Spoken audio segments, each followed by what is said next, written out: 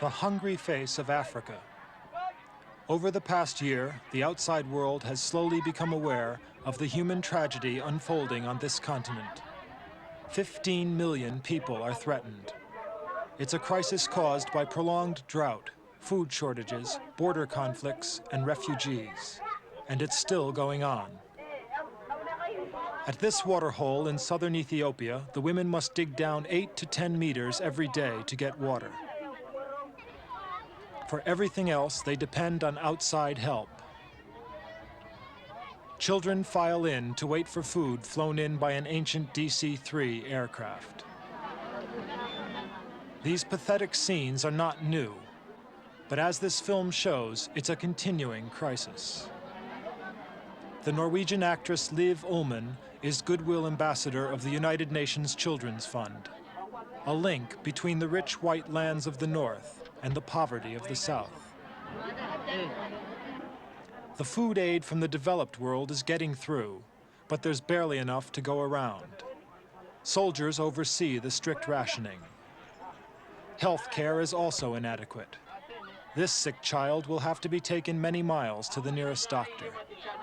She says that there isn't a hospital around this area, nor a medical doctor.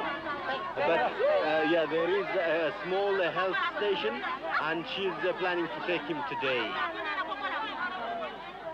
This food share-out may need to last many days. When the supplies are exhausted, it's often found that there hasn't been enough for everyone. Disputes break out, and soldiers try to restore order among hungry and desperate crowds.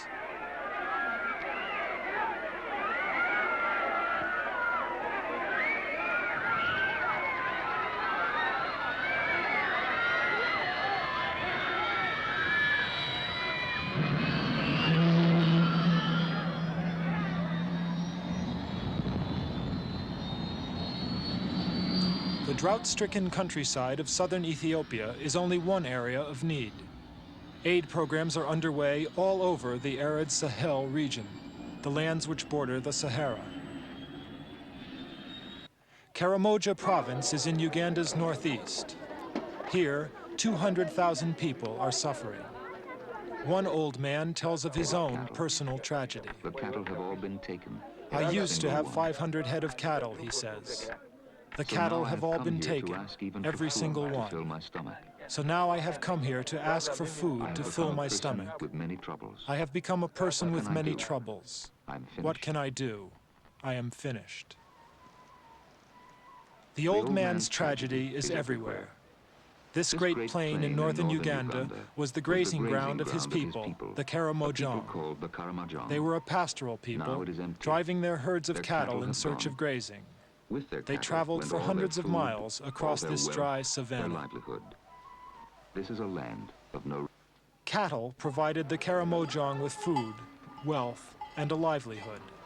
They were almost completely dependent on their animals. Nothing went unused. Even the urine soured the milk and produced a kind of yogurt. The droppings were used for fertilizer. Hides provided clothes and shelter. And of course, their flesh provided high-protein food. Cattle raiding has been traditional among the Karamojong, but in 1979 came a cruel new twist. In the chaos surrounding the downfall of dictator Idi Amin, the local armory was looted and thousands of automatic rifles were stolen. The spear-wielding Karamojong were no match for the Kondos, the raiders. The cattle wealth of the Karamojong was driven from them. Today, the raiders still devastate the countryside. This was the village of Oibeng. It contained 13 families. The homestead and the cattle corral were burned to the ground. The tribesmen lost everything. Now, there is hardly a pot or stick worth scavenging. The families of Oibeng will not return. For drought has dealt a final blow. The corn planted by the women withered in the ground. The rains failed to come, and the boreholes and the riverbeds ran dry. When the rains failed, although the water shortage is severe, the Karamojong know how to manage for water, in time of drought. Although the water shortage But is nothing severe, has prepared them the for the Karamoja loss of know how to crops manage and the water cattle. in time of drought. Without food, they are destitute. The Karamoja are leaving their lands. But nothing Hunger has is prepared them for the destroying loss them. of crops and cattle. Without food, they are destitute. The Karamoja are leaving their lands. Hunger is destroying them.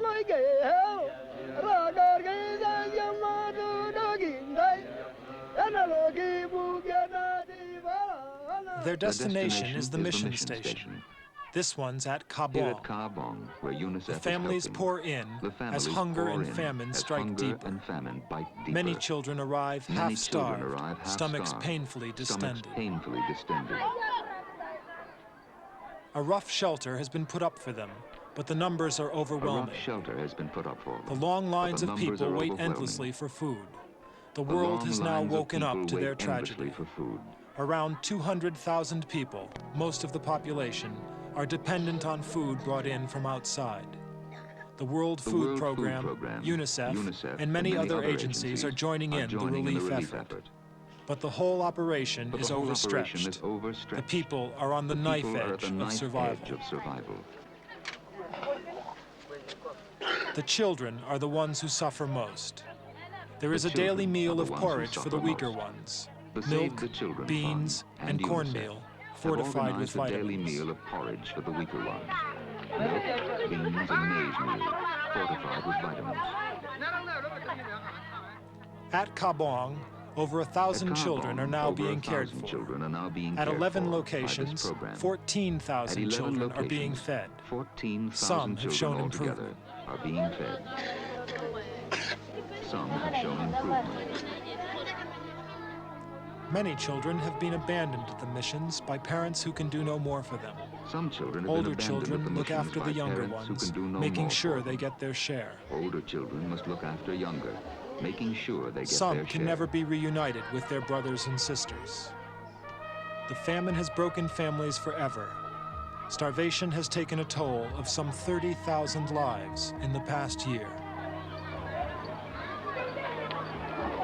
Some can never be reunited with their brothers and sisters. The famine has broken families forever. Starvation has taken a toll of some 30,000 lives so far. The food brought in The is food never brought in quite enough is to go never around. quite enough to go around. Aching stomachs are never satisfied. Aching stomachs are never satisfied. To some, the trauma is inexplicable. What To happened? some, Why have the trauma is good times of inexplicable. yesterday been What driven happened? away? Why have the good times of yesterday been driven away?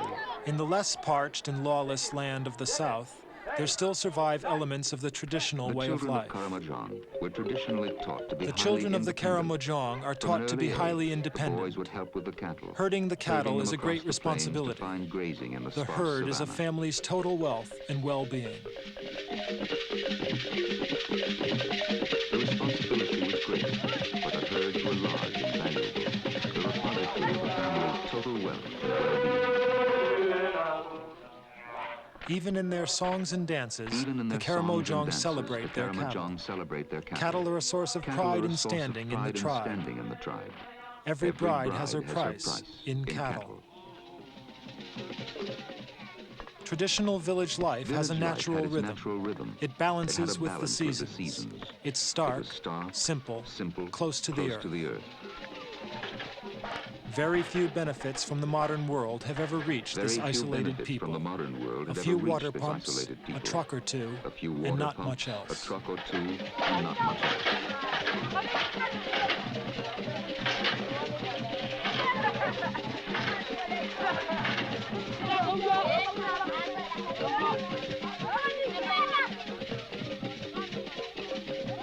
The Karamojong have enjoyed an intimacy with their environment. The rocks, the water holes, the sandy soil, the scrawny vegetation. For centuries, they adapted to drought and hardship, and their world had never known a strain that it could not withstand. For all but a few, those days are gone. That way of life has suffered a blow from which it may never recover. Today's reality Hunger and Today's helplessness reality, has reduced hunger this and proud helplessness, independent people has to reduced beggary. this proud and And on top of independent this, people the to lack beggary. of food has lowered their resistance to disease. Dysentery, TB, cholera, measles, and the sicknesses linked to malnutrition. Every child, on arriving at the missions, is weighed and measured. With limited food available, a child must be very malnourished before being given help. So he's 85%. So you don't really warrant admission. The worst cases are sent to the The health very center at sick can now Colourâ, get where the medical medical help. team is based. But sometimes the child's condition has already deteriorated to such a point that there is not much the But doctor can do. sometimes the child's condition has already deteriorated to such a point that there is not much that the doctor can do. No, but it's two of these are popped off and we have three with the For this For this young girl, there is there little is little hope. hope. What you're seeing here is really the effects of severe malnutrition on a large population. Some individuals are affected worse than others, and in fact here at the health centre you're seeing the worst. The first medicine is obviously food, which isn't really coming up in sufficient quantities at present.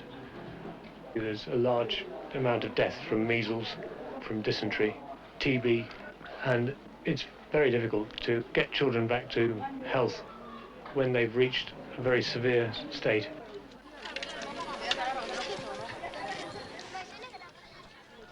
Can there be a Can there be future a for these future for people? these children?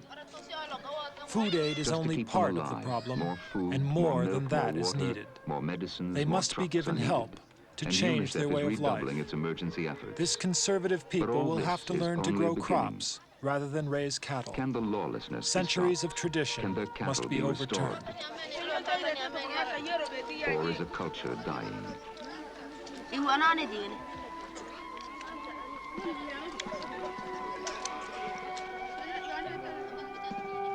It's a critical time for the Karamoja. If they are not helped, a whole culture may wither and die.